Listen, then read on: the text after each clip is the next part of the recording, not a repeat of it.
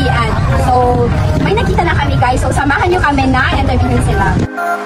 So, my name is Frances Pinogas Kalilangan. I am from UPLLB.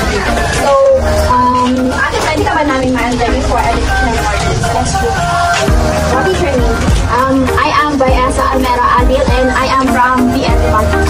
So, first question namin sa iyo is, how do you create a technology in very teaching strategy?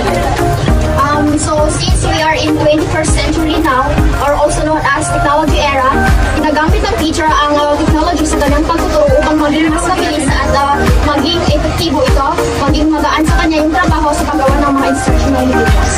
So, gaano ito ka-effective na strategy ng isang teacher na pagalitan? Effective naman ito it is very effective because using technology nowadays is pag pinapanood mo yung mga student ng TV, which is technology, mas nagiging focus sila at interested dun sa topic mo. Kaya matatawag talaga na ang technology is one of the crucial instructional materials nowadays. I am Zahara Jamal. My question for you, ate, is ano po yung disadvantage ng So, sometimes, pag nagamit ng teacher yung technology sa pagtuturo, minsan yung mga student na backseaters or nasa likod, minsan gumagamit din sila ng cellphones at hindi nakikinig. At yung iba naman is, hindi sila masyadong nakafocus doon sa technology na nag-gather ng teacher, which is the PPT or the TV. So, minsan nagiging disadvantage yun kasi naliless yung focus nila dun sa learning. So, ako naman si Arlene Galansi. So, ano po yung advantage ng technology?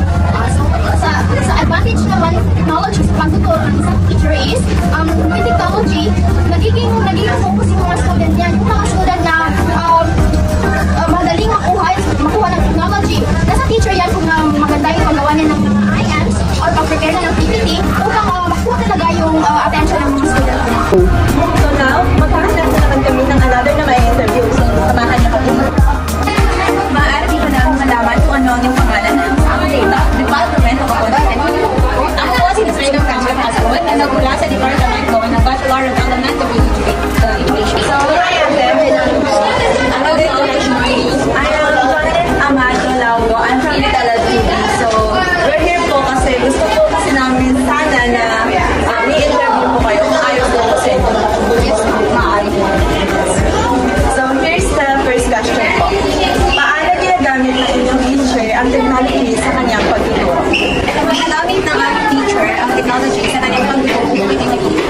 Halimbawa lang kung ito ay syempre, knowledge na tayo, so kinakailangan natin matuto sa paggamit ng teknolohiya. Kasi in the near future, gagamitin natin ito sa ating pagtuturo. Kung naman po ang sinasabi, ano ka effective? Technology sa For me po, epektibo ang paggamit ng teknolohiya sa pagtuturo. Dahil bukod sa napapadali ang paggawa ng guro ng instructional materials nila kasi TV ang ginagamit kasi technology. And so, another natin. So, para sa natin, ano nga ba ang disadvantage ng technology? For me naman po, ang disadvantage ng technology is nagiging tamad na tayo. In reality, nagiging tamad na tayo. Kasi kung dati-rate, nagiging pang-usbong ang teknolohiya sa mundo,